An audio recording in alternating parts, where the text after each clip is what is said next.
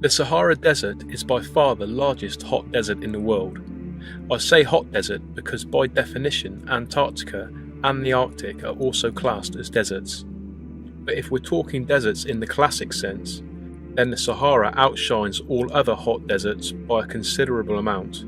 It has an area of approximately 9,200,000 square kilometres or 3,552,000 square miles, which is only 200,000 square miles smaller than the entire United States.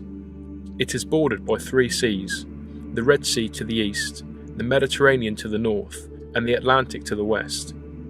It comprises much of North Africa, and its countries include Algeria, Chad, Egypt, Libya, Mali, Mauritania, Morocco, Niger, Sudan and Tunisia. But this area, which is so vast and too hot to support much human life at its most barren points, has a rich and surprising history beneath its sandy depths, and signs of past life that has on occasion exposed itself to the modern world.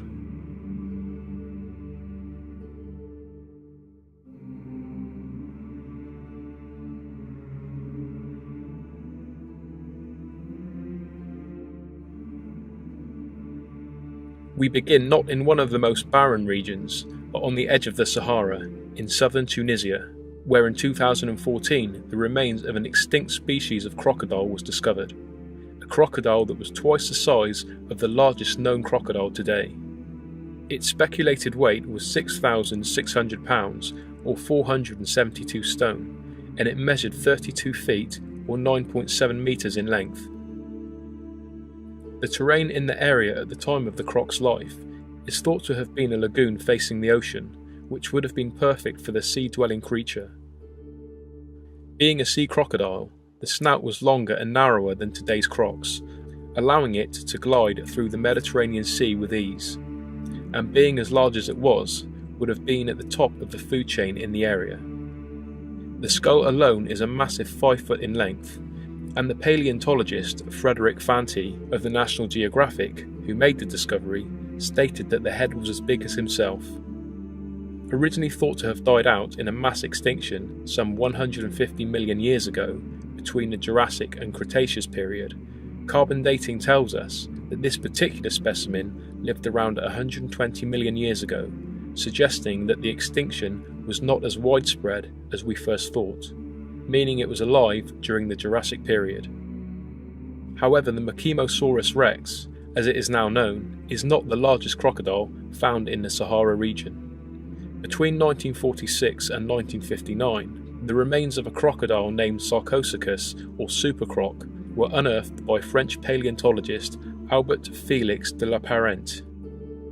And then between 1997 and 2000, 6 specimens of the same species were found by an expedition led by American paleontologist Paul Sereno. One in particular, a 40-foot beast, was discovered almost intact. The Sarcosuchus species is thought to have been a freshwater-dwelling animal, unlike our Tunisian friend, and weighed a staggering 16,000 pounds or 8 tons.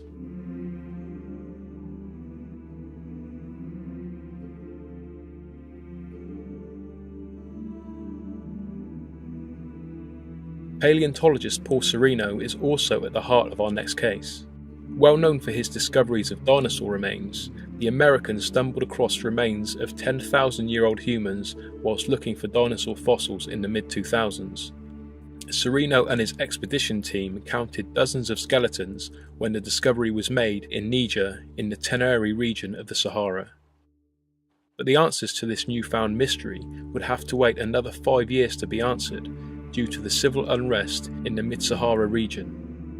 The burial site, now known as Gobero, was revisited by Sereno's team in 2011, and it yielded more than 200 burial plots. Among the human remains was a man buried with his head inside a pot-like vessel. Another was found sitting in a turtle shell. A 10-year-old girl with a bracelet carved from hippo bone was found, along with the skeleton of a woman embracing 2 of her children. As well as weapons, pottery and other self-made tools, animal remains were scattered throughout the burial site. These were water-dwelling creatures, such as turtles, fish and hippos, meaning the Sahara was likely to be rich with water and plants during this time period. The human remains are now believed to be from two separate civilizations, the Kiphian and the Tenarian. They were thousands of years apart in time, yet the dead were practically buried side by side, only acres apart in space. The oldest of the two, the Kiphian civilization, lived in the region from approximately 8000 BC. Their skulls were much darker than the Tenarian people, with much larger eye sockets, and their bones were denser and more rigid. It's thought that they disappeared from the region after only 1,500 years. It's predicted that the Tenarian civilization didn't have their genesis until approximately 5,500 BC, a good 1,000 years after the Kiphian race died out.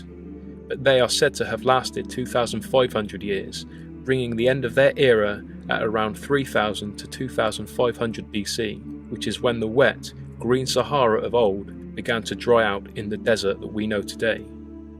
The desertification of the Sahara is thought to be the biggest climatic change since the Ice Age.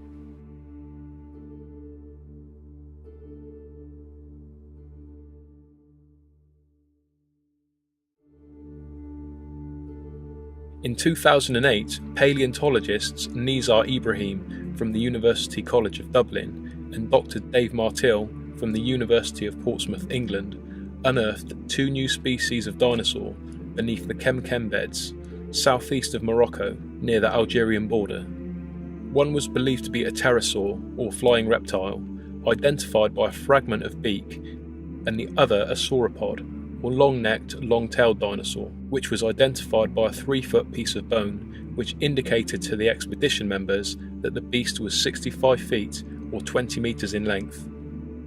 Both dinosaurs were thought to be newfound species and were said to have roamed the Sahara some 100 million years ago. Ultimately, though, it was the sauropod bone that was to make Ibrahim a well-known name in the world of paleontology. The 7-strong expedition, headed by Ibrahim, involved a 5,000-mile Land Rover trip through the Atlas Mountains. Heavy rain, mountains, and flooded rivers made the journey especially tricky, with a dinosaur bone too big for their method of transport. They even had to resort to a makeshift wooden stretcher to carry the gigantic bone down the mountain slopes. The huge sauropod remains were found to be that of the Spinosaurus. Ibrahim and his crew were not the first people to find remains of this creature. Back in 1915, fragments of bone had been found in Egypt by German paleontologist Ernst Stromer, but the few remains he had were lost or destroyed in World War II, meaning the remains that were found in the 2008 expedition are currently the only Spinosaurus remains the modern world have access to. The partial Spinosaurus remains were later used to recreate a full-life version of the creature. In 2014, the Spinosaurus was finally exhibited to the world by the National Geographic.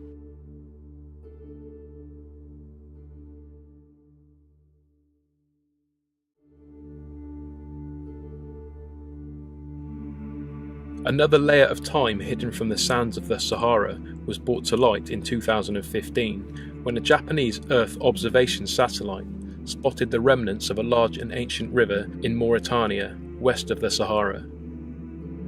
It appears to stretch 500 kilometers or just over 300 miles from the coast, and if it were functioning today, it would be the 12th largest river in the world. Its source appears to be in the Hogar Mountains, also known as the Hagar Mountains, which are located in southern Algeria. Water is thought to have coursed through the river to the sea 5,000 years ago, around the same time the Kiphian civilization died out in Niger. It's thought that the ancient river once helped feed the capped Timerius Canyon, a huge underwater canyon that extended off the coast of Mauritania into waters more than 3 kilometers deep.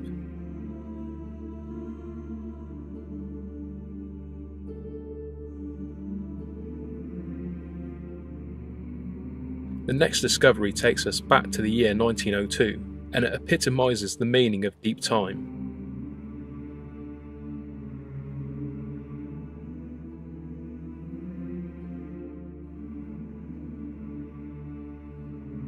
We as humans today only know the Egyptian desert as an arid landscape void of any signs of ocean life. Although we know, as our previous case tells us, that the Sahara was once host to great rivers, the thought that once upon a time large parts of the Sahara Desert were in fact oceans as deep and as dark as the oceans we know today are almost inconceivable.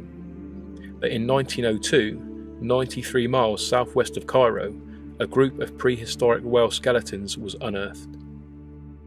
Now a tourist attraction known as the Valley of Whales, or Wadi al-Hitan, it boasts a collection of fossilised ancient sea creatures as well as the whales themselves, in a part of the Sahara that was once covered in deep ocean 15 million years in the past. The ancient ocean is known as the Tethys Sea, which occupied the space between Africa and Asia before the ocean receded and the land merged. The ancient whales are believed to be an extinct species and are the earliest examples of whales ever to be found. The largest of the skeletons found at Wadi al-Hitan is 66 feet in length, or 21 metres. What's even more incredible about this find, and a fact that shines considerable light on the evolution of whales, is that these particular prehistoric whale remains had legs with toe bones intact. Despite the find being made in 1902, the area wasn't preserved as a tourist attraction until the 1980s, mainly due to the area being so difficult to access. That's all from me once again. Please subscribe if you like what I do, and I'll see you again soon.